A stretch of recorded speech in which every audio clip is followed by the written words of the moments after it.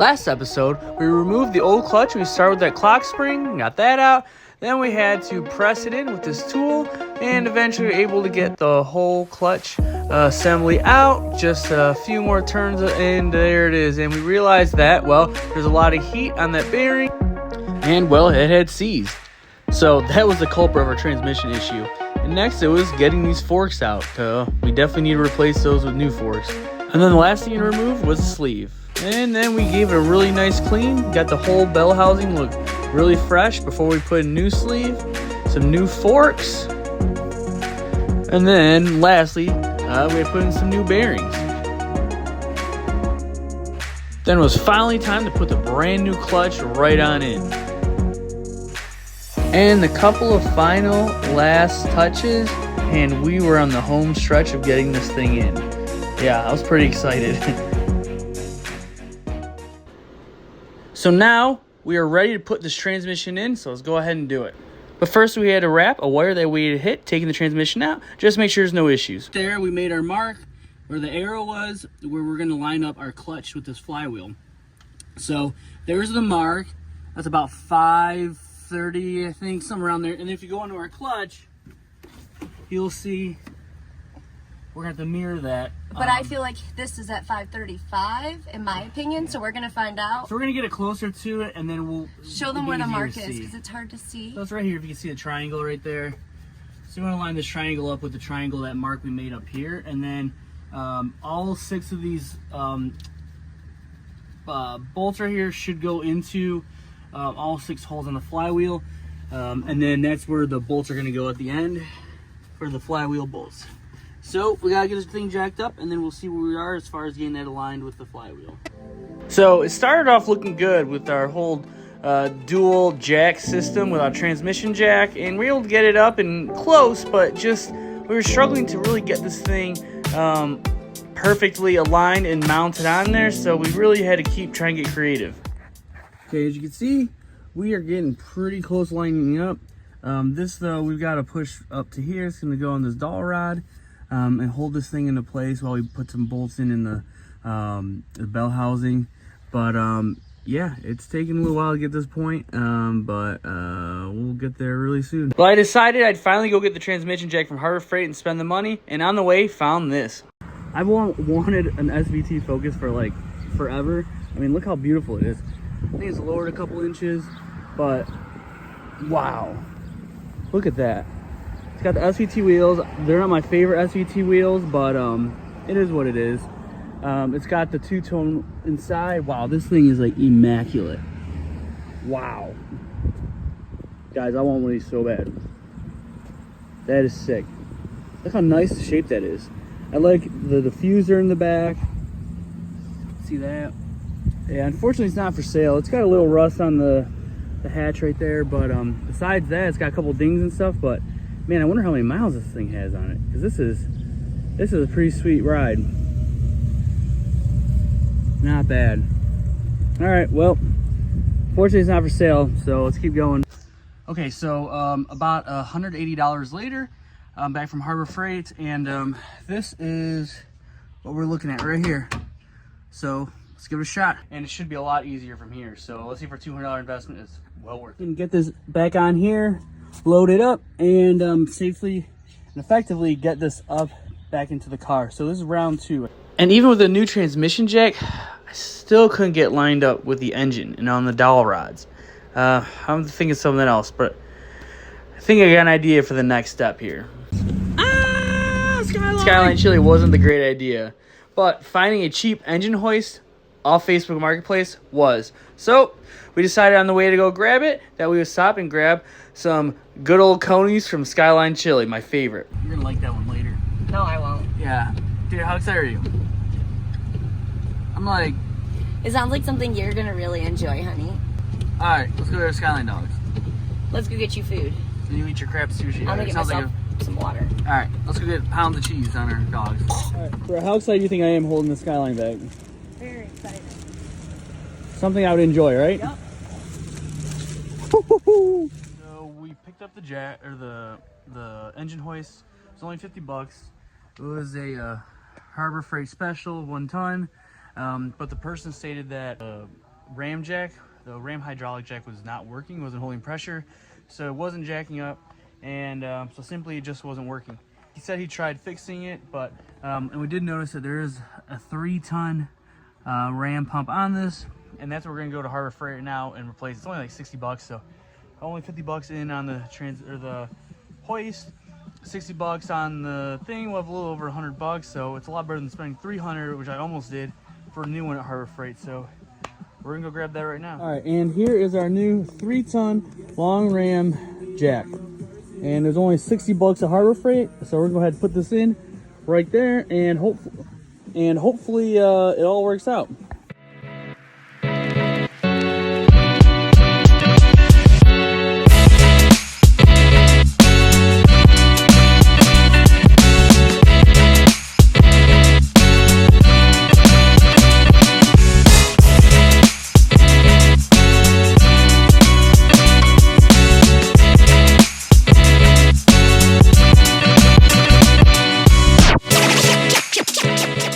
And with the engine crane all put together, it was time to get the transmission in, and it worked.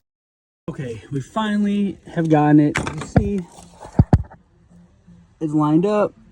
We have our bell housing bolts in. So let's go ahead and finish this up.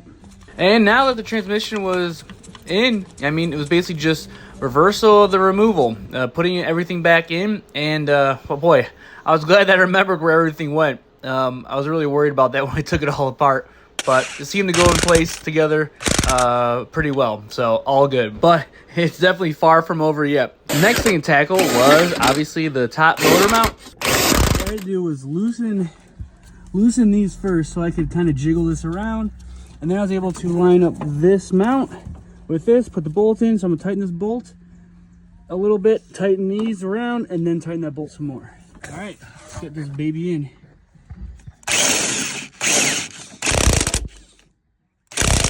So I did have to undo these bolts because I forgot that this bracket goes over the mount, and then put those bolts back. I realized it didn't look right, so I went ahead and did that. I did start tightening down. I got that bolt in, that bolt back there, as well as the bolts here, as well as that one, and then on the other side. So again, those bolted in. I did get our other mount secured, so we're good there. I do gotta go ahead and tighten that up though. But guys, we're rolling. I mean, it's not gonna be long till we're driving this car. Now what we're gonna do is we have our torque wrench set to 35 foot-pounds, and we're just gonna go ahead and torque these down here. Okay, good there. So I'm going to attempt putting these flywheel bolts on. Hopefully I don't drop one because that'd be really bad. Let's give it a shot, I guess. Let's go. I'll be honest, this was the part I was dreading for a long time because I just was so afraid I was gonna drop one of those bolts into the transmission and have to remove it. But for 3 down, just got 3 to go. Just take it slowly. I have the gloves off, so if my hands are actually getting dirty for once, we don't want to take a chance with the nut slipping off of the glove. So let's tackle these 3, and then we're gonna go around, turn them one by one, and then give them a final tighten down. Okay, so the flywheel bolts are in. I went over a couple times just to really make sure that everything was tightened enough, because you know that's an area where you definitely want to make sure bolts are tightened. And so that took a little while, but now we just have left is the starter. Put that in, wire it up, connect the connections up to it. We have the axles, the ball joints, and then I think put the battery back in, and then put the TCM back in, reprogram do the calibration on the clutch, and then I think we should be ready to drive this thing. All right guys, now it's time to put in our starter, and it's gonna go right up into here. Here we go. Get it from the top, okay? And we are getting this bolt right here in. The starter bolts are in. Now I'm just gonna go ahead and tighten these down. Bolts are tightened for the starter. And then next we got to put this shield back right here. So it's just 2 nuts. I can go over the bolts we just put in and tighten those down. Okay guys, starter is in. I'll show you. All right, there's our starter. Now it's time to move on to the axles. So let's do that.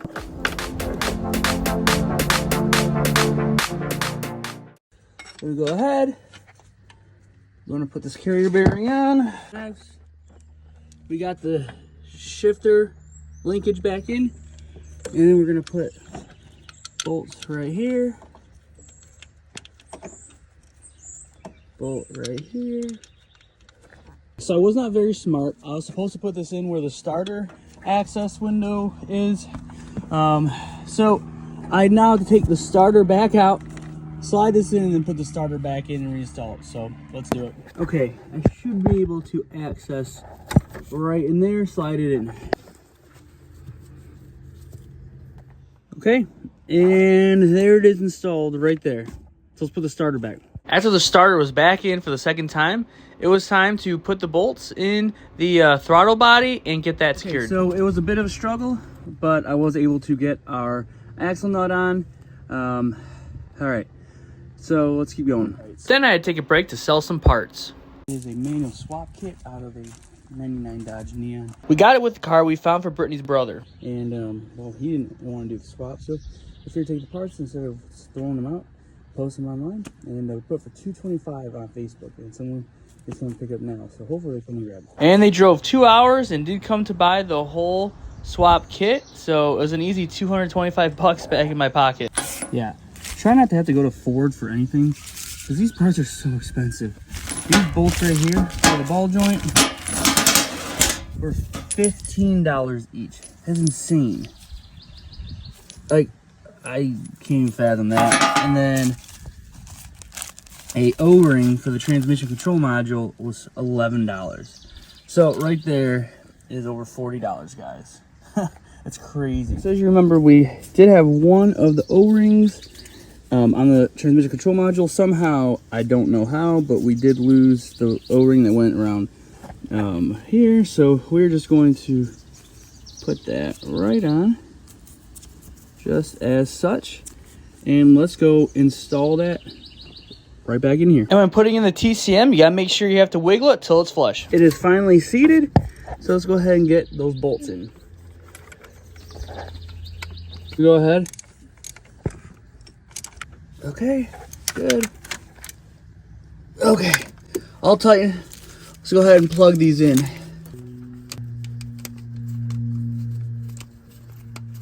Okay.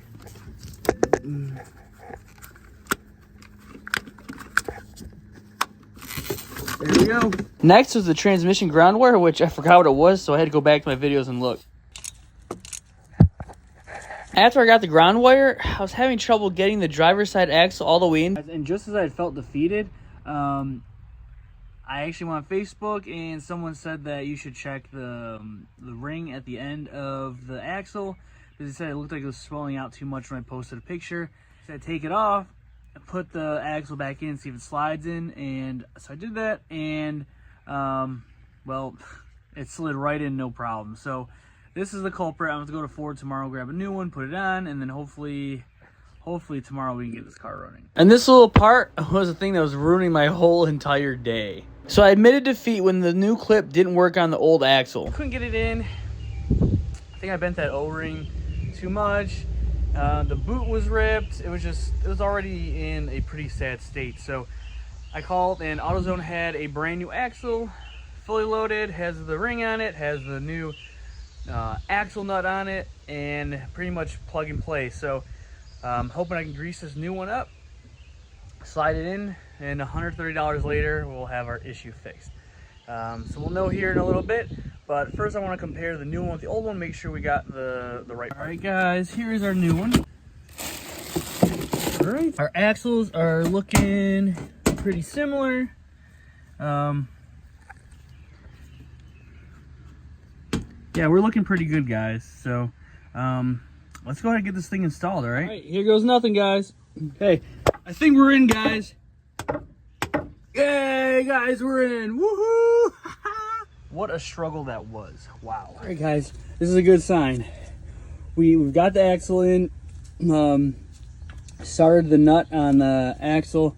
Now we just got to get this ball joint back in, all right? And ball joint is now in, so let's put the bolt through. It's now tightened. Let's move on to this guy right here. So we are now done on this side. We have our axle nut on. Then a couple last things to do on the top. Battery box, and that's gonna go right to here, to our battery box. And I did forget to put the bracket down here for our shifter cable. So let me do that real quick. Right there. Next, we're going to get our battery tray in.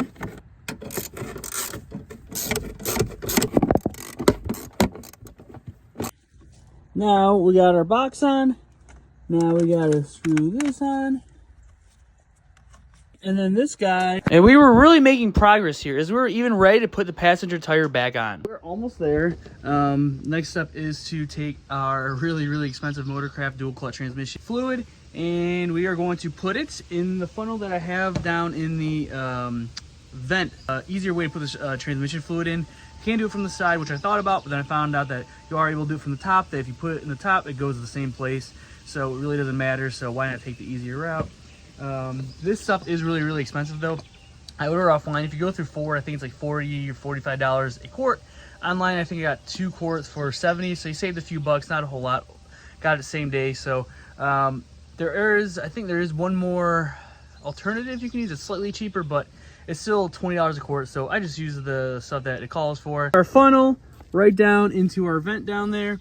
So this is going to be 1.7 quarts. So I'm going to pour a full one of these in, and then in this one I'm going to do about 26 ounces of. So that will be good. And just make sure not to overflow that because it's easy to do. All right. Now the vent tube. All right, guys. Vent tube is back in. We're good there. Battery time. Battery's in. Now we got to put our bracket. Okay.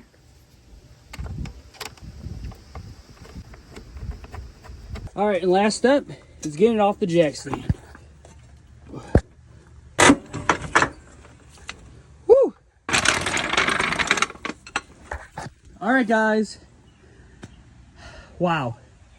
So what's left is to hook up the battery, do the relearn, move all this crap out of the way, and hopefully it starts. Here goes the positive.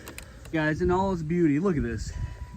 So yes, we still have to put the hood on and, you know, a couple other things, but battery's in, this wheel is on. Guys, we're looking pretty good here. Okay guys, so I did take the driver tire off because I felt safer if I were to go check the transmission fluid level on this. I'm pretty sure that we have enough in there, but let's just do it the right way and make sure. Now there's no dipstick on this, but what there is a fill plug, which is right there, and you pull that out and it should have a steady little dribble coming out to know that you do have enough in there.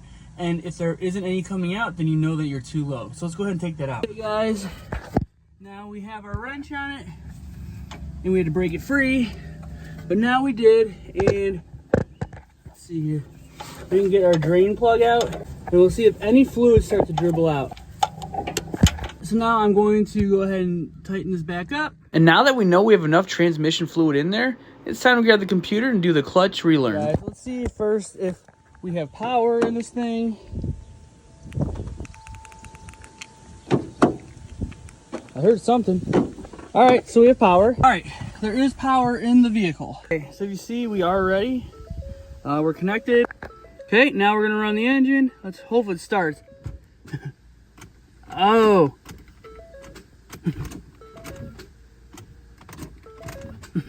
So to get some juice and see if it's a battery, I do have this hooked up to a jumper. So let's see if this thing starts. Low battery, it says, guys. Are you kidding me? So, while I'm waiting for that battery to fully charge up, I did get this jack back up so I can get under it and get a look at the starter and see if there's any loose wires there. So this up here was a little loose. The wire is going to the starter, but I was able to go ahead and tighten them down. So now you can see pretty firm in there. So we should be good with that in the battery charge. So we charged it. Our battery is back in. I didn't put the bracket on yet, just in case, you know, we take it out and do some of the battery again. But I'm gonna go ahead and try and crank this, okay? Power. Let's go. Woo! It started! It started! Woohoo! Oh, it's looking.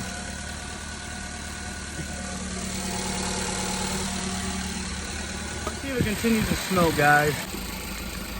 Well, let's get this thing up to temp, and then we can do the clutch relearn. This is it, guys. This is it. Oh my god, I spent a month trying to fix this. Come on. Come on. Come on. Come on. Uh-oh. Why is it taking so long, guys? Why is it taking so long? Ah! No way. Oh my god. This is crazy. I think we gotta go take this for a quick test drive now, huh? And what do you know? The car drives great, has all gears, and it even has reverse. This is awesome. So that's the end of this episode. I'm just so glad that we finally got this car running. It took long enough, but I'm sure if I do this again, or when I do this again, it'll be a lot smoother sailing than it was this time, and we'll get it done a lot quicker. So check out what we got going on next time. We'll see you then.